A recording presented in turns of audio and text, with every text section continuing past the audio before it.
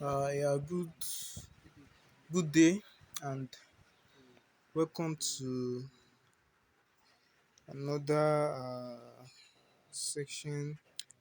I think this will be the first lesson for this month, and what we are going to do is I will just introduce us to how to draw a proper trend line,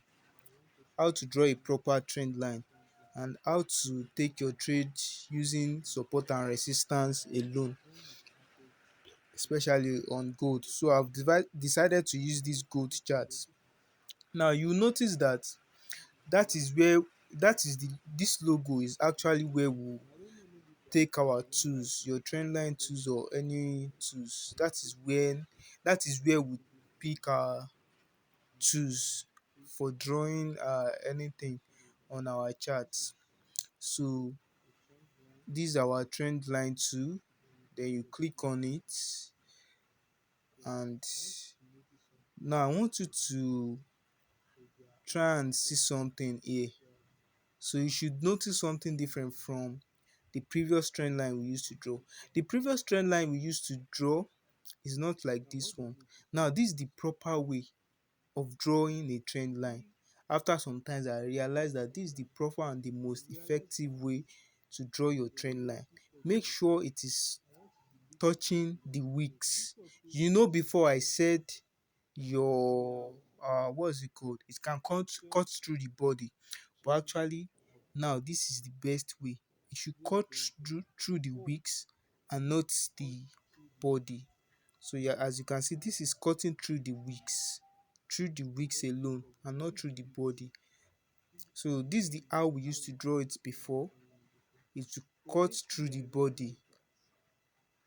This was what I introduced to you before, cutting through the body. But as time goes on, I realized that this is not the proper way to draw a trend line. It's not effective. It's not that this won't work, but it's not that effective, not that good. So we should draw a trend line touching the wicks alone. And it's always important to put your support and resistance those important levels, always add it into your chart. Now look at my own chart. I have all the important levels marked out. All the important levels marked out. So let's use let me the test, what's it called? The test 2. I just want to write it out that your trend line should, sorry, it's disappeared. Let me try and place it again. Where's the test 2 again? Where's it? I think I passed it, right? So let me go back up. Yeah. So I just want to write it out. Your trend line should touch the wicks, and make sure it is having 2 to 3 touches. Touch the wicks. Trend line should touch the wicks. They are better when it touch the wicks. So make sure it's touch the wicks. This is the best way to draw your trend line. This is the best way to draw your trend line when it touches the wicks. Let me change the size of the text to 10. So okay, I think you can see now. So make sure they touch the wicks. They touch the wicks. And make sure your support and resistance are always drawn out. So look at this. What I'm expecting in this market, as you can see, this is giving us a clear market structure. This is a particular chart pattern now. What do we call this again? Uh, so that's my resistance and that is my support. As you can see, my resistance and my support. So this support was once a resistance, but now it has turned to support. I always make sure that's the only thing I don't delete on my chart. All these other trend lines to determine the market structure, I do delete it, but that's support, I don't delete it. Usually it's usually a resistance turn support. So now As you can see that arrow, I expected the market to come down to support, and right now we are almost at the support. So what I'll be expecting in this market is for the market to go up. So it's better to use a bigger time frame. Although you can use all those smaller time frame like 5 minutes time frame to make your entry. So it will help you to the network. So when you use something like 5 minute time frame for your entry, it will assist you, it will help you so that your stop loss will not be much. So I'm using this is a free version of what do we call it, of trading view. So that's what I'm using right now. So so imagine in this kind of scenario and you want to place a trade, your stop loss will be tight when you use all this small small time frame for your entry. So when you use this small small time frame for your entry, your stop loss will be very tight. You'll be able to see the market clearly. It will give you another support and resistance that will make your market, then you start looking for another market structure or chart pattern or candlestick pattern on this 5 minute time frame. So imagine you want to enter this trade from a 5 minutes, so you'll be able to see the exact terminating point, and your stop loss will be a bit in a little bit way, because you'll be expecting it to reach there and come back, but sometimes it doesn't work. So if you are taking this kind of trade on 5 minutes time frame, you just be placing it on maybe 10 pips, 20 pips risk. Or let's say you went on 15 minutes time frame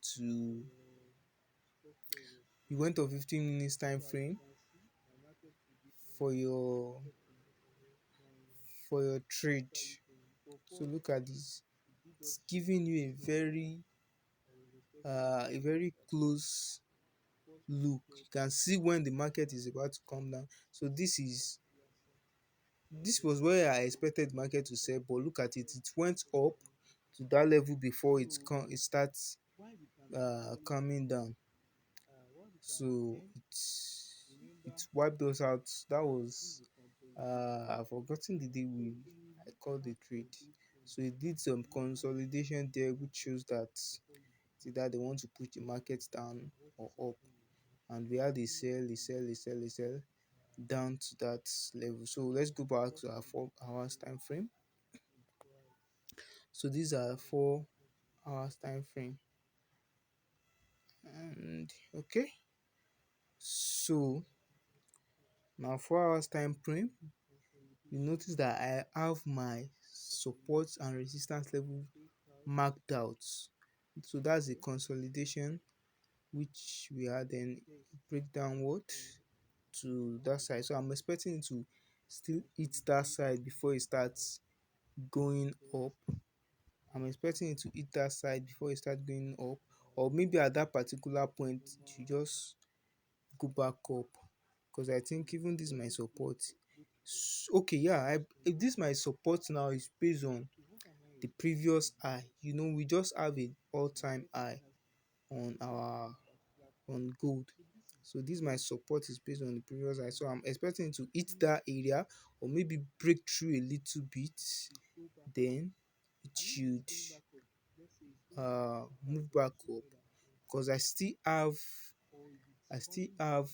that conviction that they will move this to 200. But if it breaks down, remember there is always a fake out. Remember the this thing of, you have a breakout, a retest, and consolidation, breakout, retest, and proper movements. So we have 4 elements of price. So that's the consolidation there. Then so the consolidation is inside there. So look at that's my support, my resistance, support turn, resistance turn support. As you can see, resistance turn support.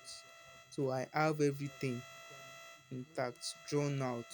So that will give me insight into the market. So you can just trade based on just a support and resistance alone. So if you trade based on support and resistance, if you are not seeing any trade, just leave it. It's not compulsory. So as you can see, that is the reason why I have my support there. That was the price that price hit last year when we have a new high before the new high that we had this year. So that was why I put my support there. As you can see, it's not that I just draw everything high. That was the new high that we had last year before this new high that we have this year. So if price should come down to that side, that would be like a retest. So it's either it's continue downward, but that's the first place that I'll be expecting it, or it hits that side and move back up. So that's the so presently now we'll call this a consolidation within a what do we call this chart pattern? Sorry, I skipped my mind, but so that's the consolidation within that side. So consolidation, then we can have a first breakout, then we have the normal market movements upward. So that could be a first breakout downward a little bit, then we have the normal market movement upward. So I'm still expecting a 200 to market should still do a 200 because I don't think the buyers are totally out of the market. So we can just have a little consolidation. But this week it will break out of it, either it's break up or it's break down. Now how do you know if it's not if the breakout is not the first breakout? You know if it's not a first breakout if it's breakout with a full candle body, a full candle body. So a full candle, you see that's our support. Now if you want to take a trade, then you have to buy above the previous high, what I just finished marking above the previous high. So that's our point. So now this arrow I'm drawing now, this arrow I'm drawing now is a way to measure your TP. So from that side to that side will be a double TP. How? From the previous low, I mean the previous low, the low from there outside the outside the triangle up to where the triangle stopped. That is, I actually learned this from someone and it's very effective. Okay, let's measure the TP1. The TP1 will be from there to that side, inside that triangle, large part of that triangle. Think I want to pick this. I think it's because it's too small. Okay, let's see if it's, we'll be able to pick it now and move it. Now I'm using a phone, so I think in the system it will be easy. Okay, let me just do the measurement. I think I'll get it. So that will be our TP1. That will be our TP1 at that particular point. So if price should break out, that will be our TP1, which is 219. 21. So we can buy from 217 to 219 or 219 something. So that will be our TP1. Then our TP2, break for the previous support to the new, break into the new support to the triangle. Then that will be our TP2. That will be our TP2 there. That will be our, but that TP2 is not, that's TP2, but that TP2 is not usually uh reliable. So it's better to just stay at TP1. So let's try and look out for check the charts pattern. So as you can see that's the charts pattern there. uh that's the charts pattern down there. Yeah, that's it. Is that the chart pattern, or I'm getting it wrong? Okay, I think that's the chart pattern now. That's the chart pattern that would that will have on this the bullish pendant. No, that's not a pendant, or is it ascending triangle? I think so. That's an ascending triangle. or maybe we can just call it a bullish pendant. Anyhow, I think it's better called a bullish pendant. So that's where I'm expecting the price at TP2, but TP1 is the safest place to put your stop loss. TP1, I mean your take profit. TP1 is the safest place to put your take profit. So you mark out those important level, your support and resistance level. Those important level, they are very important. You should always mark it out, and don't delete your support and resistance whenever you mark it out, because gold usually respect those levels. When it goes got to that level, it will respect it. And like we also have psychological levels. Every pair, most pairs respect psychological level. So psychological levels are round up numbers. There's like 2, 100, 20, 50, all those round up number. So the idea behind psychological level is, when you get to a market and someone said a good is 275 naira, you get it. So look at this. This is what I have had. You can use your support and resistance without adding any other strategy, just to pure support and resistance. So psychological levels, I was saying, imagine that someone told you that a good is 275 naira. So the next thing that will come to your mind is to price it to 270 naira, because that's the next round up number. So that's the idea of psychological level. That's the idea of psychological level. So with your support and resistance, you can just trade with your support and resistance. Even with that, you'll be earning something.